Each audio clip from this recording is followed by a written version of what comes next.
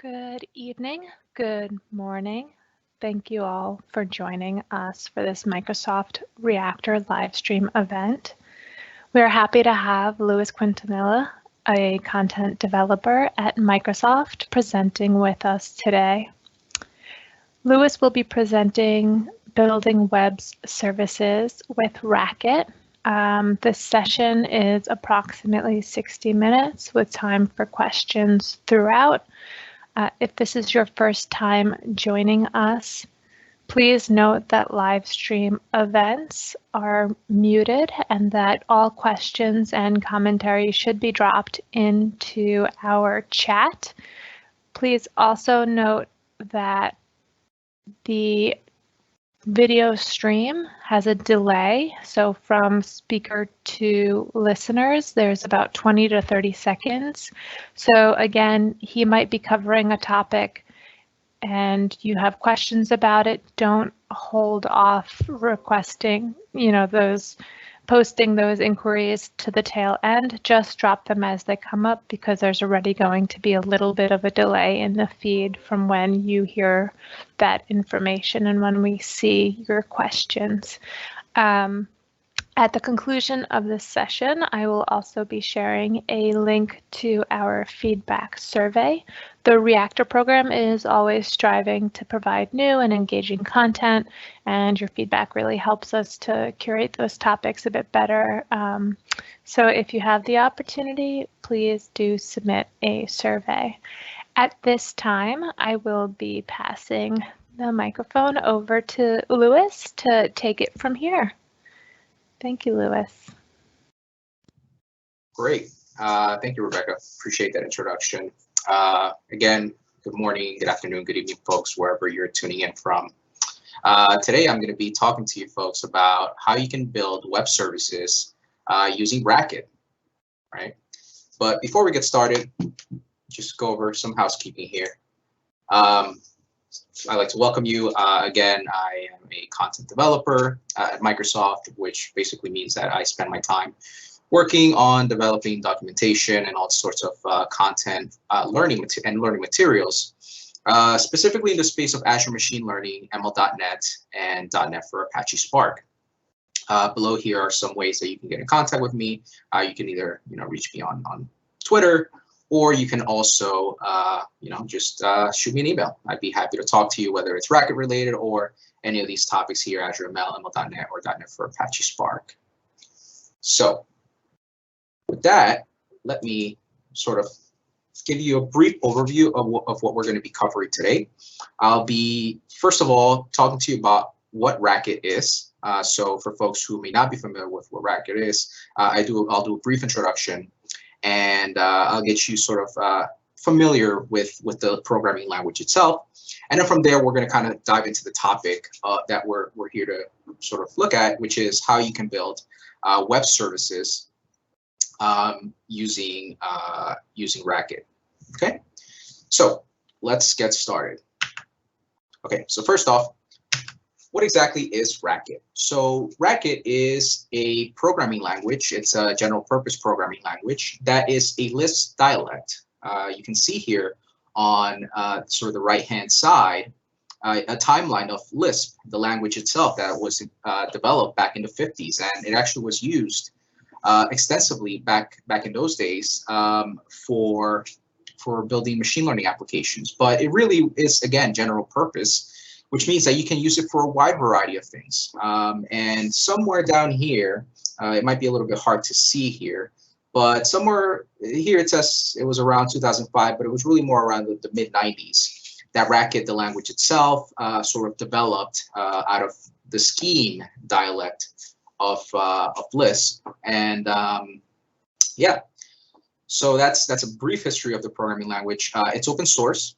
Which means that you have access to the code and you are able to make additions and proposals and all sorts of stuff and contribute to the programming language, which Racket itself has a very, very large community of very active and very passionate contributors.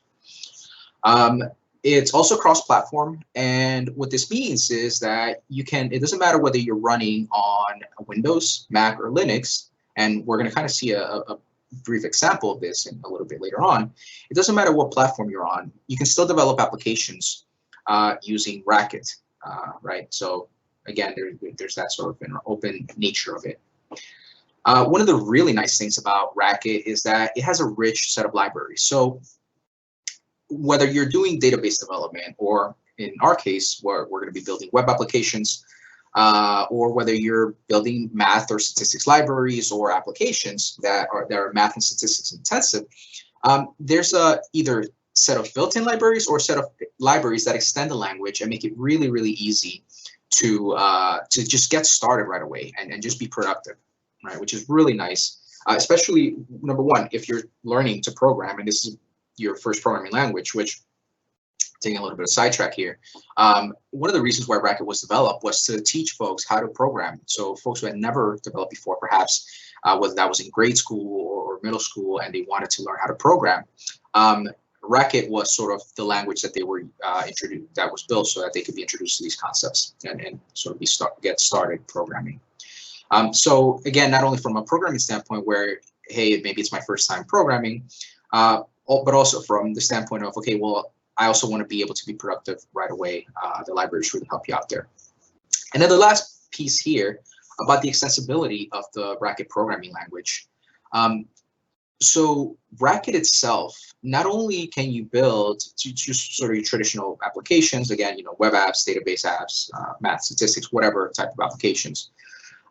It's also extensible in the nature that you can build other languages. So there's a whole bunch of other languages that are built using Racket, and a whole set of domain-specific languages that you can build using the underlying sort of components of it are all built on Racket. And what that means is you can then extend the language such that at the fundamentals, it's still Racket, but again, let's say that you need some sort of tool that processes CSVs or that does something, and you want it to be done in a specific way. So instead of using the traditional Racket sort of keywords and functions, you can just use something that's a little bit more easy to read and a little bit more easy to work with.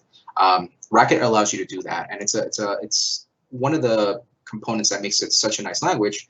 Along the set of rich libraries is that you're able to extend the language and sort of you're able to make it do whatever it is that you need it to do. Okay, so enough of the slides. I'm gonna just move on and kind of start talking to you about some of the fundamentals, some of the basic components of Racket, and sort of get you started here. So I'm gonna switch over here to this application, which is called Dr. Racket. And Dr. Racket is an IDE, right? So a development environment for Racket. And if we look up here, let me maybe zoom in a little bit more. It might be a little bit difficult to see here. Okay. So if we zoom in here, you'll notice that at the very top, there is a sort of this line, the first line, we tell it what type of language are we going to be working with. And this is important. And part of the reason why we do this is it goes back to that extensibility component. In this case, we tell it the language we're using is Racket. And by language here, we mean we can mean many different things, whether that's sort of like a language that was developed using Racket as the foundation, right? So extending it. But also, we're using the base class set of libraries and the core Racket. So in this case, we're using just the bare minimum, the default sort of Racket. You'll notice up here, it might be a little bit hard to see. There's this language sort of drop down or menu item here. And if you go to choose language, you'll notice that there's a few. Let me zoom in here. Might be a little bit easier to read here. So you'll notice that there's the lang Racket, and there's also Racket base, there's typed Racket, and typed Racket is really nice. So going along with that extensibility piece, perhaps you're used to languages such as, say, Java, C#, F#, right? So the .NET set of languages, which have sort of static typing built into them. And you have this sort of compiler that's checking to make sure that the types that you're using are correct, that you're passing in the correct types into functions and you're working with the correct types. So type Racket allows you to do that. And again, type Racket is an extension of the base Racket.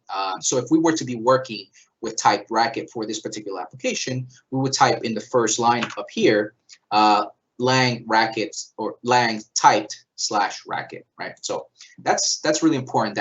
Because based on that, that's how the rest of your program is going to be evaluated and interpreted. So again, just to kind of start off here, these sort of semicolons here, they imply that this is a comment. You don't need 3, you can just use 1, and it still works, but that's how you sort of tell that it's a comment. So in this case, we're actually just printing out a string. So print line, what it will do is it's going to go ahead and print whatever value we give it. In this case, we're giving it a string, and it's just going to print it on a single line. And let me actually just run this that way. We can kind of go through it. Okay, so you'll see here, there's literals. That's exactly what we did here. Now you have numbers, you have strings, kind of like we saw up here. And if we sort of just have them here, they'll be output out to the console. Now, when you're programming, you don't necessarily, you're not necessarily just programming in a vacuum. Sometimes you want to assign values to some sort of variable, right? So the way that you do that is, oh, and something that I sort of skipped before that. With Lisp or Lisp type languages, the scope of your operations and of your expressions are sort of bound or defined by these parentheses. So that's kind of how you're able to sort of tell, like, hey, either invoke a function or, hey, there's something that I want you to do, evaluate this expression. It's bound by those parentheses. So in this case, we're doing something similar, except now we're using Printf, and what Printf will do is essentially it's going to format our string. In this case, we're just printing out a sort of a new line character, so nothing special going on here. Again, we use that print line to print out another value here. This assigns to values. Now, let's say that we want to assign the value 3 to the variable x. How will we do that? Well, again, sort of defining it inside of these parentheses, you tell it define, you give it the name of the variable, and then you provide it with the value, okay? And in this case, we're telling it store the value of the number 3 inside of the variable x, okay? And now that we've sort of defined it and we've stored and assigned a value and stored this value inside of a variable, we can then just use that variable elsewhere throughout our application. So in this case here, we're again using that print line, but instead now of printing the actual literal, the number literal, we're printing out the value of x, okay? And then to sort of give you an idea of, like, where might this come in handy here, let's say that we are expanding a bit more. We're using that printf again, we're providing some text. And then here we're basically just passing in the value of x here to be replaced with this value here. And you'll see that it outputs down here that the value of x is 3. So just like we expected, right? Nothing special going on. You can perform operations on data, right, here in Racket as well, just like you would with any other programming language. So you have here, again, that printf, right, so we're just sort of doing this thing here. But now what we want to do is we want to add 2 numbers. So we want to add 1 plus 1. Excuse me, 1 plus 1. The other thing that you'll notice is the way that the operations and the way that expressions are evaluated. So when you want to apply a function to or an operation to a set of values, in this case plus, we first start off with what we're trying to do, and then we give it the value. So in this case, plus 1, 1, we're telling it 1 plus 1, right? So you sort of prefix it with the operation that you're trying to perform. And then same thing here, we're dividing here, 8 plus 2. So, right, so we should use 4. And then you can also, again, because you have values stored in variables, you can just use those variables and perform operations using variables and literals sort of in the same place. And in this case, we're adding the value of x, which is 3 plus 2. And you'll notice here again, there's 2, which 1 plus 1 is 2, 8 divided by 2 is 4, and then 3 plus 2, or x plus 2 is equal to 5, right? So that's exactly what we'd expect here. you could assign also. So going now going and sort of merging the two ideas that we just kind of talked about with how do we assign and store values in variables, and how do we perform operations. You can take an operation and store the value of that inside of another variable. So in this case, we define a variable called for. It can be whatever you want, right? And the value of 4 is going to be the result of the evaluation of the operation 3 plus 1, which of course is going to be 4, right? So you can see how you can, again, with simple components, you can just sort of start building up your applications, just like, you know, with many languages if you're that you're used to working with. Okay, so in this case, we're using operations, operators, and operations that are sort of built in, like the printf, println, these sort of mathematical operators, right? We're working with these, and they're sort of defined for us already. So what happens if I want to define my own functions or my own operations? Well, you still use the define, but in this case, you'll notice that as opposed to here where we just have the single value itself, which is the identifier for our variable, in this case, we wrap two values, and it could be 2 or more, but we start off here with at least one value if it's something that has a parameter. So in this case, we're telling it, define a function and call it double. This is the identifier of the function that we're going to be working with. And taking a parameter that we're going to refer to as n. Now, n could be any number. In our case, it's going to be any number. And then I want you to perform in the body of the function this operation, multiply n by 2. Okay, so again, the syntax here is you wrap your identifier, and then that's going to be your first value, and then any parameters go right after that, and then the body of your function follows that. Okay, and that's how you would define a function. Now, how do you call a function? Well, it's kind of like we were doing before, right? So with the print lines, we just give the name or the identifier of our function, and then we pass in this case, 3 is our n, right? So that's our parameter. And when we call double 3, you're going to see that we get the result of that is 6. Okay, great. So there's this other concept of partially applying functions, which means that you can store the values when you have multiple inputs to a function, such as in this case, right? So here we have a function called make animal sound, where we pass in the animal type, so a type of animal, and then we give it a sound. So what sound is that animal going to make, right? And in the body, all it's going to do is the blank says blank, and then it's just going to print it out. Okay, so we have 2 inputs in this case.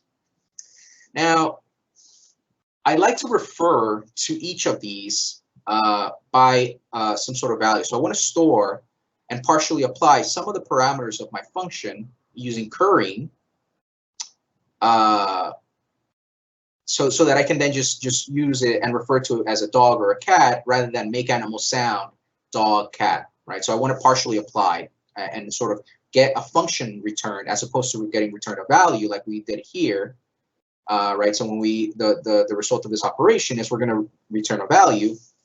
In this case, when we're currying and partially applying functions, because we're only applying one of the values, we get back another function that we can then continue applying our parameters to, right? So in this case, we're telling it define dog, and we use currying, and we take the make animal sound, and we pass in the first parameter, the animal, right? So we do dog for dog, and then for cat, again, same thing. And now a function, we store the value of a function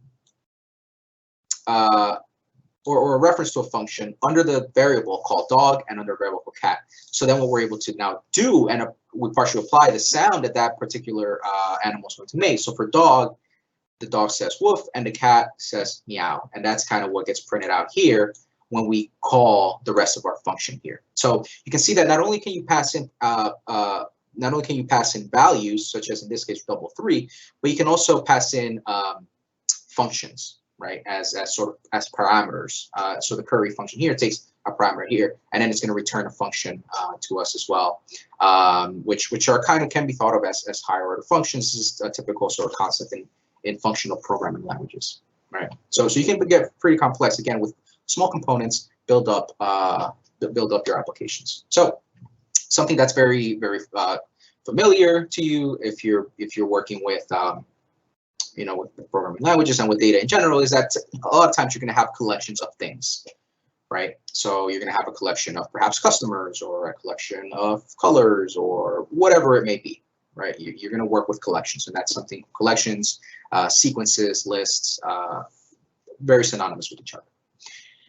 And the most basic in Racket and Lisp in general, the most sort of basic type of list or collection is a pair. And a pair, kind of like the name implies, it has two values.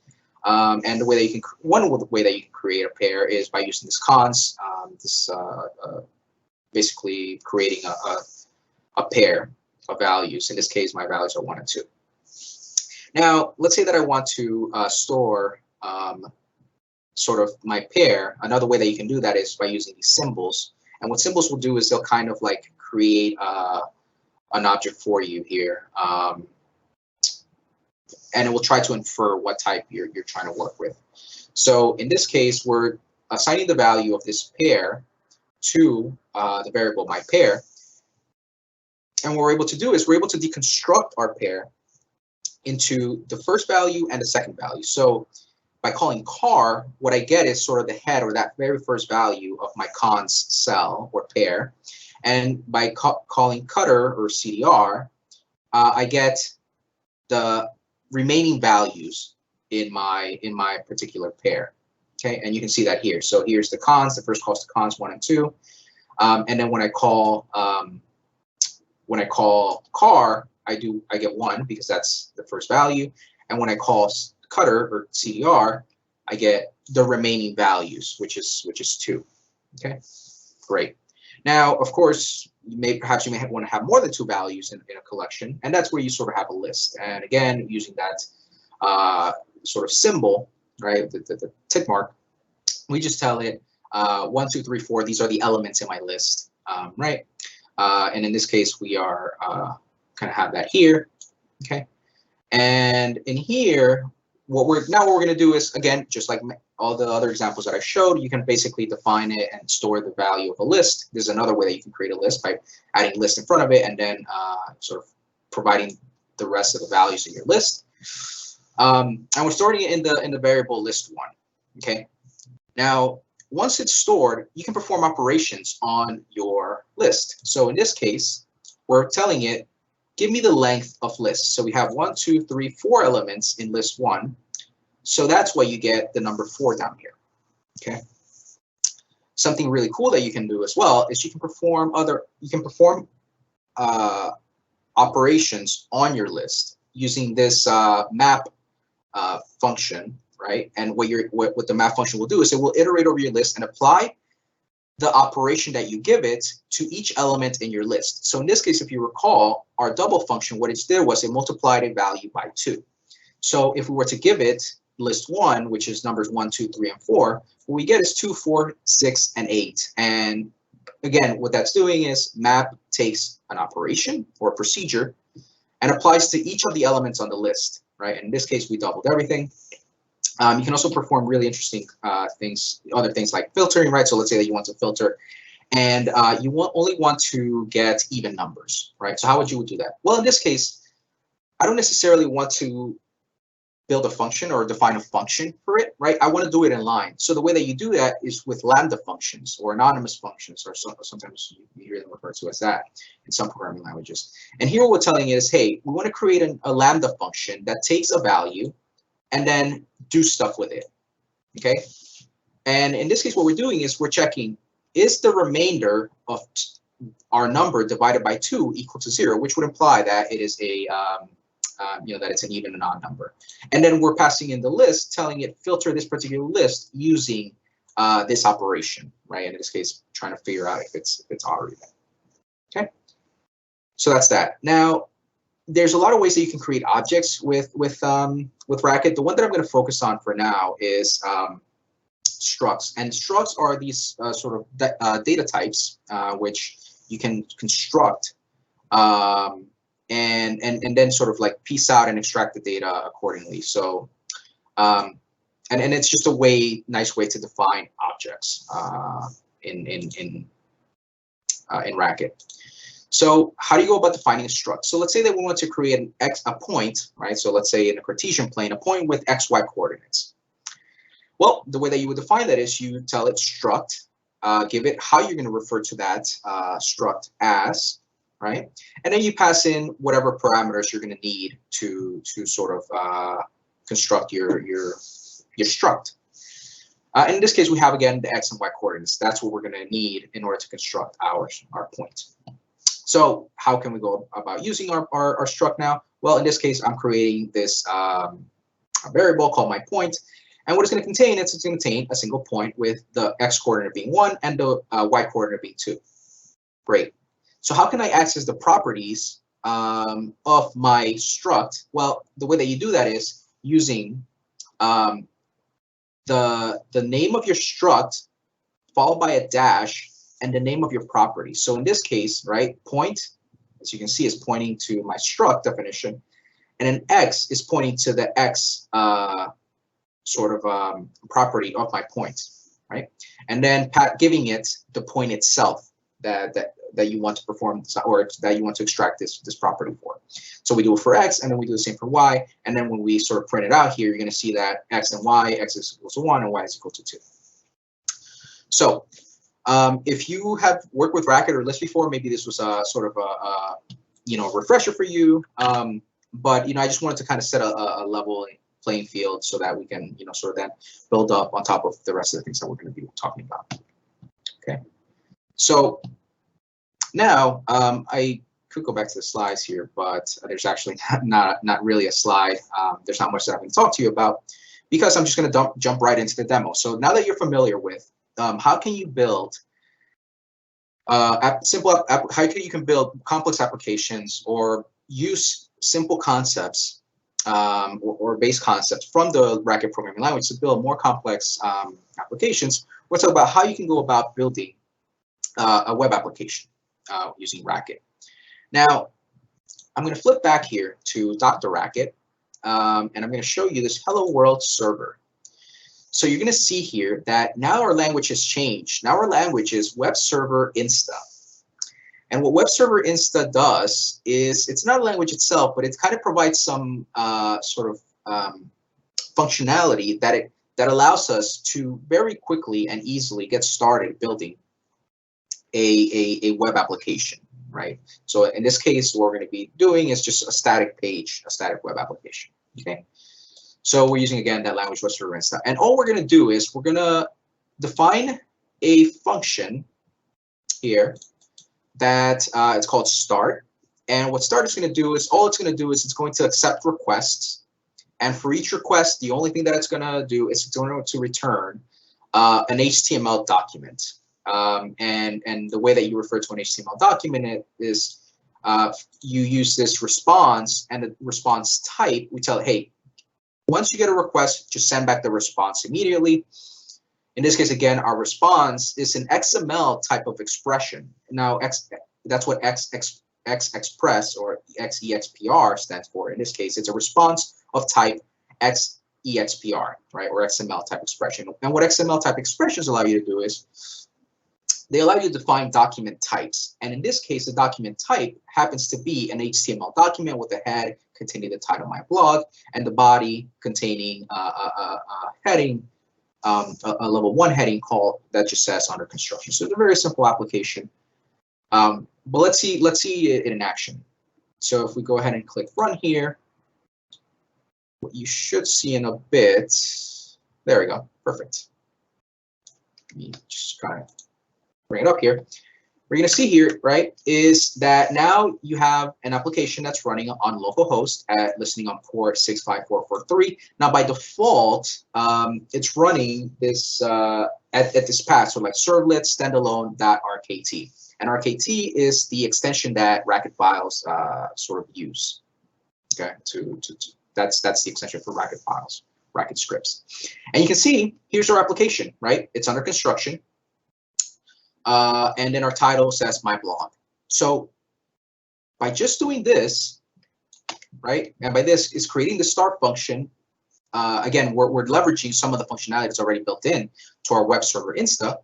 We already have an application, a web application that's running, right? And then, of course, you probably wouldn't stop here. You would basically build up your HTML. But the point here is, right, is that that's kind of what I was referring to before, that it has these rich libraries and this extensibility that make it super easy and super simple for you to get started with this programming language, because the batteries are pretty much included. Okay. And you can see here also, it kind of tells you that that you have this running at port 65443. So if you didn't, if you wanted to open it in another browser or whatever it may be, you can certainly do that. And yeah, so you can certainly do that. Sorry, I just was glancing over at the chat for a sec here just to make sure that we didn't have any questions, but I see we're good to go. Oh, that's interesting. So yeah, this is cool. Actually, this is new to me, so I'm learning something new along with you folks. I guess when I hover over here, it gives me a little bit of information about that X expression and what it's expecting. So this is kind of the function signature here, and that's really interesting. So when you invoke or when you apply this response X expression, what it's expecting is an X expression. And here it tells you X expression is of type X expression. And then you see that these pound colon and then code, these are optional parameters. So these things inside of these square brackets, those are optional parameters that we can apply. So we could give it a response code, which it happens to be by default 200. In terms of seconds, it's like I think that this is like how long it takes to run. The MIME type, in this case, it's a text HTML by default, and all these other things, right? These are all optional parameters that you can set. And then at the end, what you're going to get is it's going to be a response. And in our case, the response was, this HTML document. So again, rambled a bit here, but yeah, that's exactly how you get started building a really, really simple web application. So let me stop this here. And you can see that web server stopped. Okay, so how can we build something a little bit more, a little bit fancier, not just this one thing? Well, again, we're using this Lang web server Insta. And we're kind of going along and building up this idea that we had before, right, of building a web server here.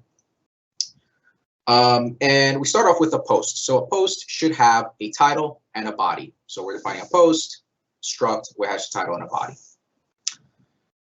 We're also defining a blog, right? And a blog typically has a bunch of posts or a list of posts, and that's exactly here. So we're defining a variable called blog, and the value of that is going to be a list of posts, where the title second post, and the body, and then the title and body. Okay. We still have that start, right? So you're always going to need to have that start when you're using the web server Insta. You're always going to have that start you're always going to have that start function with that accepts request. Now, in this case, what we're going to do is we're going to tell it render the blog page. So we have a function here called render blog page. We're going to give it the blog, which is going to be the list of our blogs, and then we're just going to pass in the request along with this handler of our request. Okay, so now we're doing something a little bit extra. And if you take a look at what our render blog page has, is it takes a blog and it takes a request.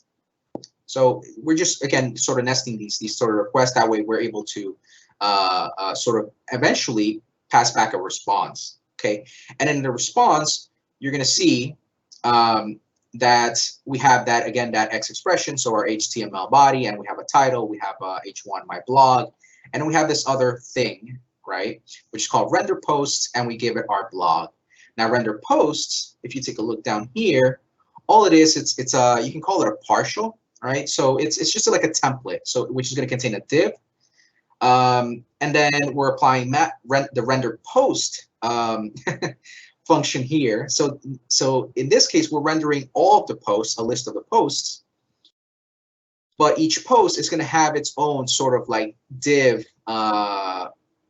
tag, right? HTML tag. So in this case, these are just the ways that the data is presented. So we're not doing anything special. So once all of these run, eventually you're just going to embed them into your sort of bigger template page here, and then just expose that and show that, right? So if that was a bit confusing, let me just kind of show you what happens and what this looks like. So when I click run again, you're going to see now it's running at 65521, and there it is. So this, my blog and my blog, come from this top level here, right? HTML, my blog. Render posts is basically just creating this list, this div containing the list of all posts. And then each individual post is generated or created using this render post function. So you can see how you're nesting them all. And again, going back to that concept of building from smaller components, and in this case, it's just functions with X expressions, and building it up to sort of like a bigger type of application. Okay. So that's that, again, taking that same concept of using the web server Insta, we now have an entire blog post page which has individual posts.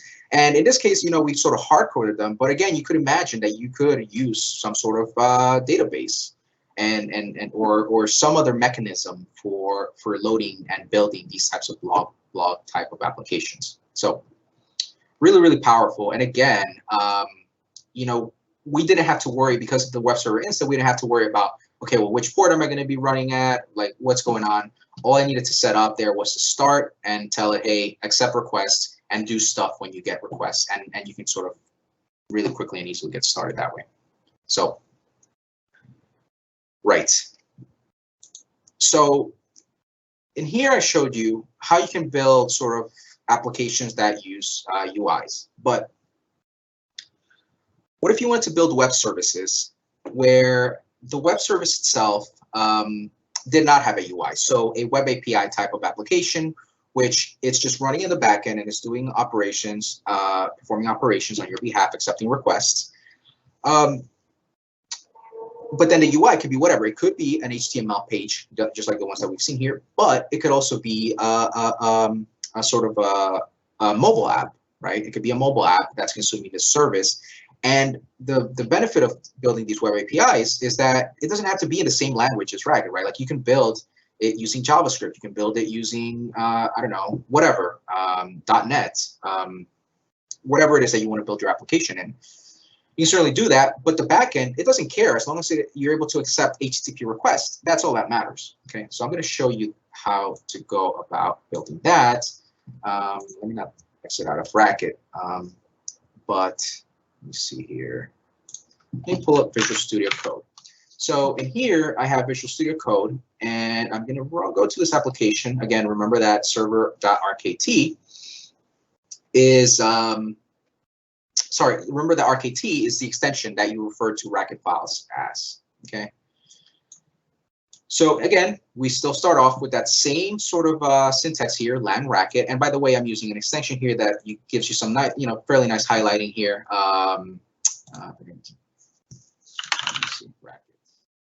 And this is a Visual Studio Code extension. It's just called Racket. And yeah, so that's what I'm using to get some of that syntax highlighting here.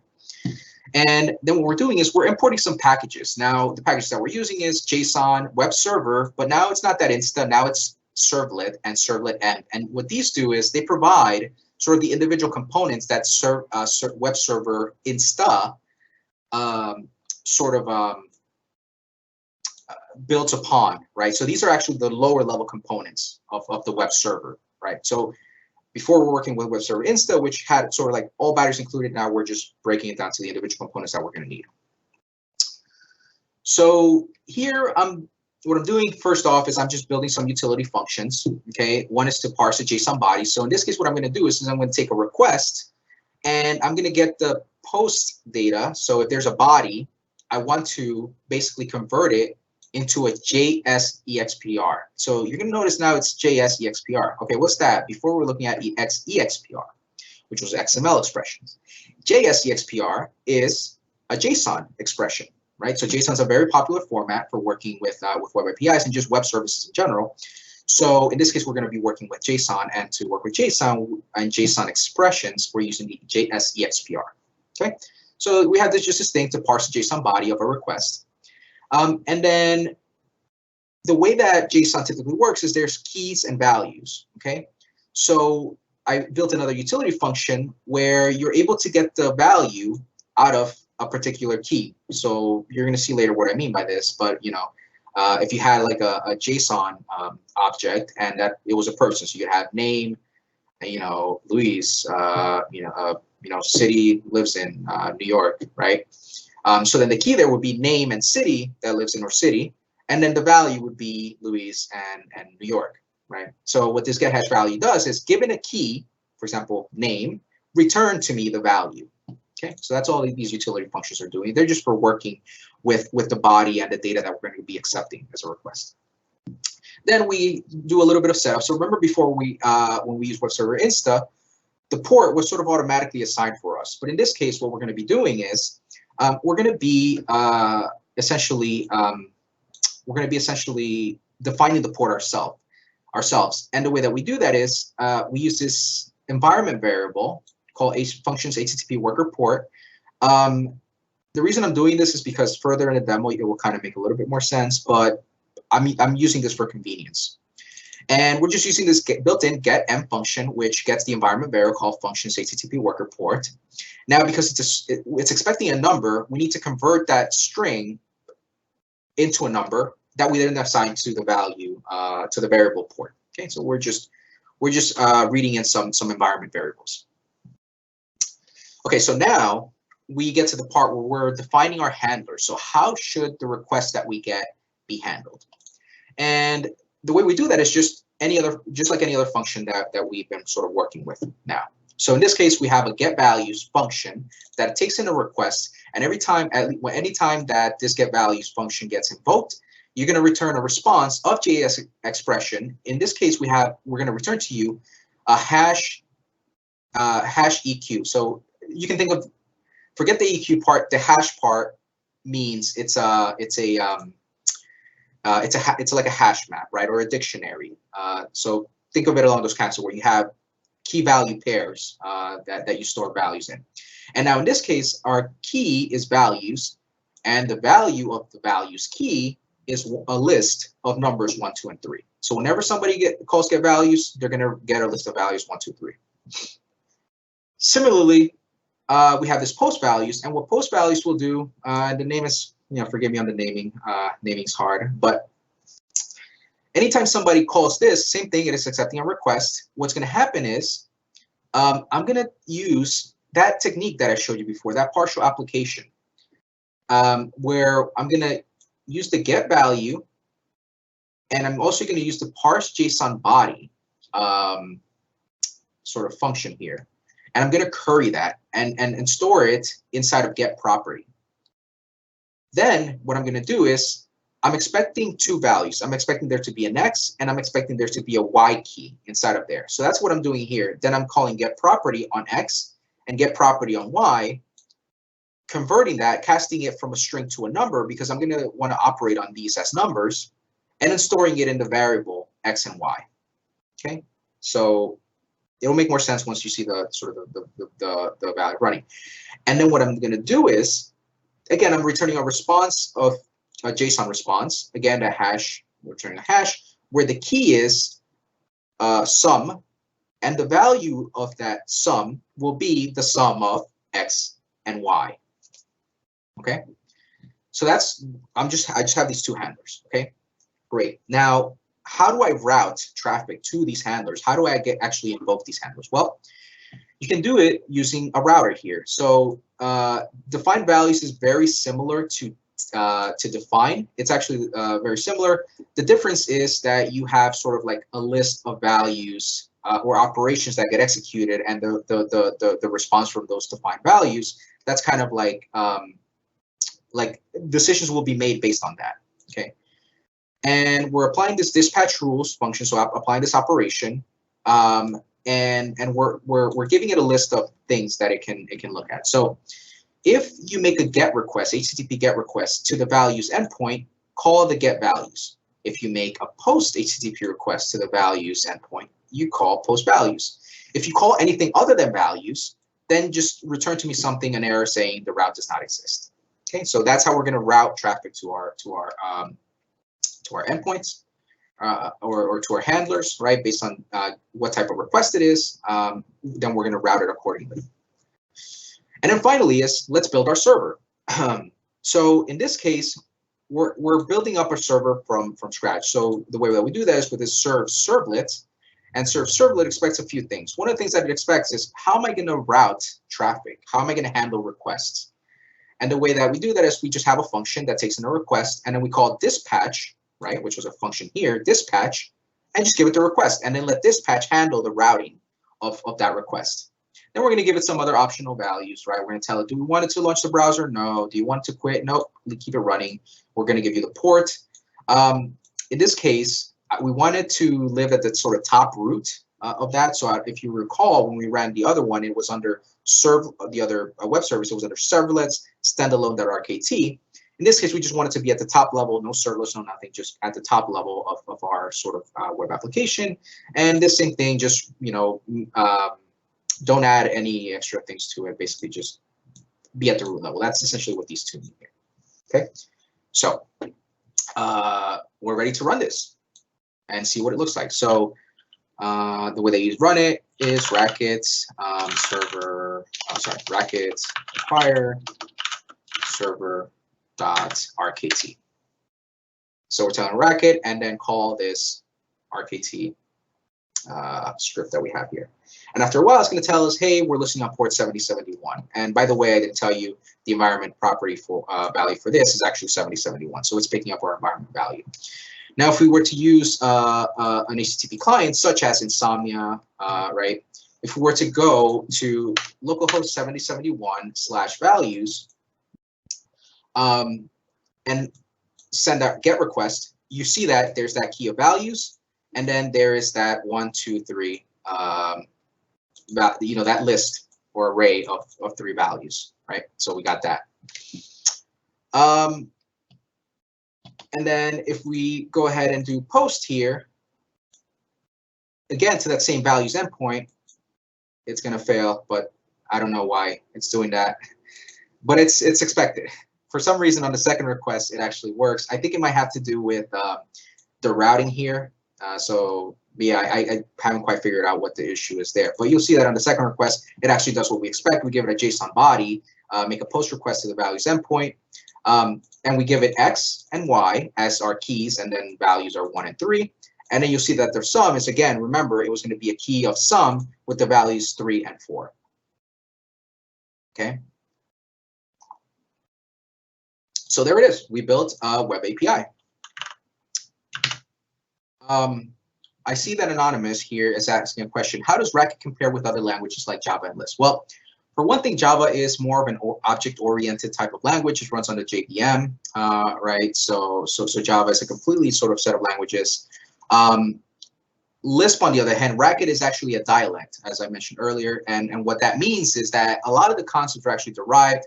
There's some differences in how it approaches in terms of tooling, in terms of how it interprets the code and runs the code. There's slight differences there, but at the core, it's still Lisp, right? So this, so there is this Lisp. Something that I didn't really, kind of glossed over a little bit is, so for example, if you were using JVM, right, or the Java set of languages, which includes Java, Scala, one of the languages that actually uses Lisp and is derived from Lisp within the JVM, or at least has a lot of Lisp influence in it, is Clojure.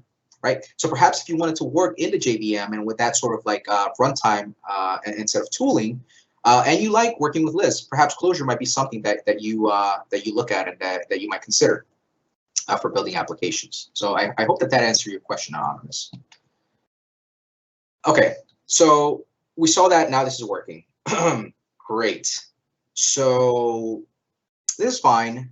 But what if now my requirements change just a little bit? Now I have to run the same web server, but I need to run it at scale, and I need to run it perhaps across a cluster or a wide variety of places. Now I could install Racket on each one of them. I could install I could install Racket and the tooling and all these things to get it working. But you have Docker, and what Docker provides you is with this sort of virtualized environment that, as long as you're able to build an image and run with Docker, create an image, you can essentially run your application anywhere that Docker runs. So let me show you here kind of what a Docker file would look like, right? So in this case, we're pulling directly from the Racket image. In this case, we're using the Racket 8.0. It actually was just released a few days ago. So we're using the Racket full. And then what we're telling it is, hey, change directories to app, copy all of the things inside of this directory to the app directory, run Racco exe server RKT. So what Racco will do is it's going to compile the server Racket program into a single file executable, which you can actually kind of see here in the server.exe file, into a single executable. And by the way, set the environment value of functions HTTP worker port 7071 as 7071, and then start up the application by calling server. Okay. Now, Visual Studio Code has this really neat. So typically, when you're working with Docker, you're working in the command line. But Visual Studio Code has this really nice Docker it has this Docker extension, right? Which you'll see sort of here. That instead of typing in building my image and tagging and stuff like that, you can just right click. And down here, there's this build image. And what that will do is then it's going to ask you, hey, give me the name of what you want to call your image. I'm not going to go through the process. So you just tell it what I want to tag my image as. So the tag is basically this thing here, right? So Racket and whatever, right? And then I'm going to go ahead and build an image for you, which once you have an image, you can then deploy it. In the case of Azure, right, you can deploy it to Azure Container Instances. You could also deploy it to Azure Kubernetes Service. Right, if you're working with Kubernetes clusters and you need sort of that more scalable scaling capabilities and self-healing capabilities that Kubernetes provides you, you can start to do that. And now you can take this Racket application and deploy it as a container, right, which is really cool, without changing much. And the other thing that I'll note is I'm working on a Windows computer, but this is actually building against a Linux host. So it's going to be running on a Linux machine, but I'm building it with Windows, right? So again, there's that sort of cross-platform. That in part is because Racket gives you that, but also because Docker sort of is like that. As long as you build the image and you have the correct dependencies, you should be able to run it anywhere that Docker runs. Okay. Now I have two files. There's the full Docker file and the light Docker file. The only difference is I do a sort of staged builds.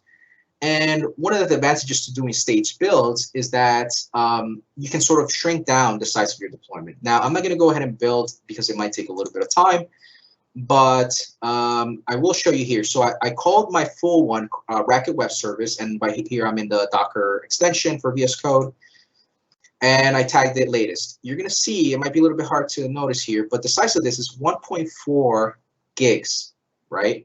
That's 1.4 gigabits is for the full. Now, for the light edition, it's pretty bad. It's a gig, but now it's only 907 megabytes. One of the things that I actually haven't figured out here, and the reason for that is here installs a full Racket. In this case, I believe it installs the bare minimum just to get some programs running.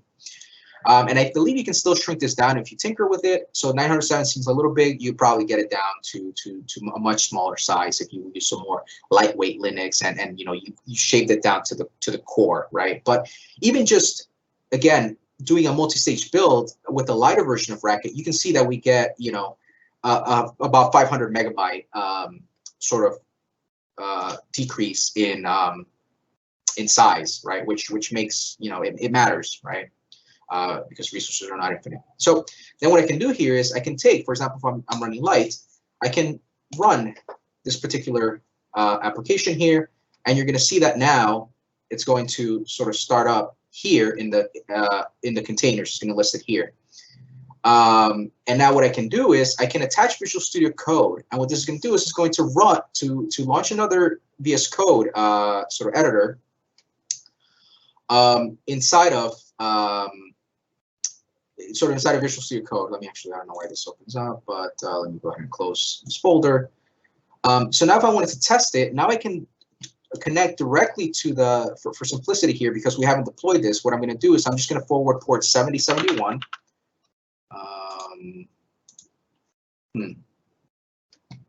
That's odd.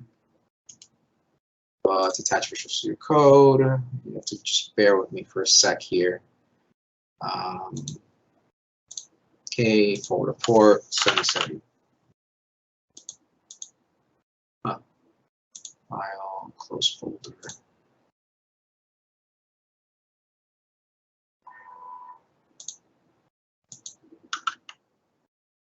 That's odd. I was able to. I actually had it working not too long ago, but I mean, this is not too important, right? You can see here that it's actually running. What I was just going to show you now was that if I were to forward the port, if I made a call to these endpoints, it would have worked just the same, right? So I apologize for that there, but yeah, I mean, for the demo purposes, that's the only thing that missed here, where I showed you that I was able to tap into the actual container that it's running in, right, and forward ports that way, and that's using the Docker extension and the remote extension that Visual Studio Code provides you. Let me switch to one last demo here before we go. I noticed we're running a bit low on time. Let me see here. There should be a few more minutes. Let me just switch back to my slides for a second here. So now we were able to take a web API. We can run it standalone. We can also package it as a Docker container that we can then deploy to, for example, Azure Container Instances or Azure Kubernetes Service, right? If we need to deploy it to as a container, right, for more scalability. What happens if my requirements change, though? And what happens if I need to run serverless applications now, right? So now my requirements change and I need to run serverless. How can I do that? Well, there's this feature inside of Azure Functions, which is sort of the serverless computer environment from that Azure provides, right? And the way that it works is it's called custom handlers. And what custom handlers will do is it's going to take and basically run your web server. So take the same web server. Now, there's traditional ways of building these Azure functions with languages like JavaScript, Python, .NET, and a few other languages, I believe, that are sort of supported. But Racket is not one of the supported languages by Azure Functions. So how can you build serverless applications deployed into Azure Functions, and more importantly, without changing your code, Okay, so that's the really fun part. And the way that Azure Functions custom handlers works is there's some sort of trigger. This can be an HTTP. This can be an event. It can be a trigger of various various types of triggers. And what it's going to do is the functions host that's running is going to accept that trigger, and it's going to forward the request to your web server. Your web server will create a response, which will be output back to the functions host. And then the functions host will then just return to you the application, whatever that application may be, the response from the web server. Okay, so what does this look like in practice? Well, we're still using our server.rkt. The only thing that we need to do here is we need to run that racco command, right? So that racco exe server rkt. And what that's going to do is it's going to create an executable for us, okay, that we can then just call. Now, the next thing that we do is we create a directory with a file called function.json. And now you'll notice that the name of the directory is the same name as the endpoint that we've defined. Now, what we are doing here, we're telling, hey, we want to have an endpoint called values. And we want to be an HTTP trigger, meaning that the input is going to be an HTTP request. And the types of methods that it accepts are get and post request. And then what it's going to output is just an HTTP output. Okay, that's all that's going to happen.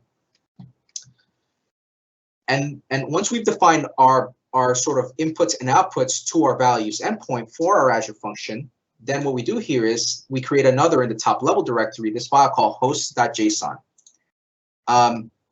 And what we're going to basically do here is we're going to tell it, hey, we're going to use version 2.0 of the Azure Functions host or Azure Functions runtime, and we're going to create an HTTP worker that's going to run or basically it's going to execute this server.exe, right? So that's that single file executable that contains our server logic, okay?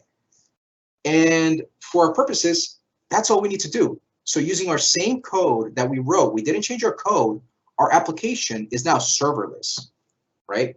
I mean, we had to do a few configurations here, but again, we didn't have to rewrite our code, and we're able to use a language that, you know, we didn't have to say like, hey, okay, well now our requirements changed to we have to use serverless for whatever reasons. We don't have to go and switch to say, you know, one of the supported languages like Python.NET, Java, or whatever, JavaScript as well.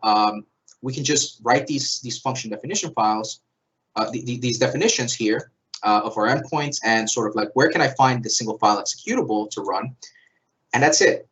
And then what we can do is using our sort of the Azure Functions core tools, we can just tell it func start. And we're calling this from inside of our sort of directory here. And you're going to see it's starting up. It's doing some startup things, right? Very nice. And then it's going to tell us here, hey, we found a function at HTTP 7071 API values that accepts GET and POST requests. Okay, great. Let's go over to our to here. So one of the things that you'll notice is that now it changed, the routing changed a bit. So now instead of just values, it's API/values. But again, you know, that's not a big deal. We call API values. You're going to see we get a response of 200. There it is. See, got our API values, response of 200. And if we do our post request, see this here, post API values. Again, we're going to fail that first time, but the second time around, it sort of captures it, and actually any time after that, it works. So, so now we have it working as an Azure function that we can then deploy to Azure Functions. So let me stop that. I notice we have a question in the chat. Let me just switch back to my slides really quickly here. Did I exit them? Give me 1 second. Sorry about that. It doesn't matter. The slides, there was not there wasn't much else. You know, the code, slides, everything, a whole bunch of resources. I've included them here. Also, let me sort of take a look at a question here from Alan. Any thoughts on production Racket use? I use Racket often at work for utility scripts, but I'm always nervous to use it for more. Yeah, that's a really good question. And, you know, I may not be the best person to be asking this. So I typically don't use Racket on my day-to-day. And that's not because you can't, but it's just, you know, the nature of my work doesn't really require me to use Racket. But I do still find Racket to be a very powerful language, and very robust and very full-featured. But you are seeing stuff out there. You know, there's a lot of projects that you see out there. One thing that I would kind of like recommend you watch, take a look at, Alan, is some of the Racket Lang presentations. So Racket, I guess the organization, the foundation, whatever it is that sort of runs the Racket programming language. They host a conference every year, and typically there you'll have folks showcasing what they're doing out in the real world with Racket. So, you know, unfortunately, I can't speak to that aspect of it. But from my experience, right, as you can see here, we built a simple enough application, but you can see that we didn't go as far as sort of deploying into container instances or Kubernetes service. But at this point, we've already got the setup all done. We just need to sort of, you know, figure out that, you know, the deployment piece of it, but the packages are already built. It's just a matter of, you know, actually taking that package and actually physically deploying it to any of these places. And again, with Azure Functions, Kubernetes service, container instances, right, it can run at an incredibly scalable, sort of in a scalable manner, right, without you doing too much. And again, still using Racket. So that would be my, I guess, recommendation, and sort of, you know, I guess my thoughts on that. Thank you, Rebecca, for adding that link. So with that actually, you know, it concludes my presentation. I really do appreciate you folks joining. If there's any questions, I'll take any last minute questions. I do see that we're over time. Give it a minute or so, because I know that there's a bit of a delay here. Thank you, Louis. While we wait and see if there's any last minute questions that come in, I will just quickly do a little call to action. If you're joining us and you are not part of our meetup community, please do feel free to become part of it.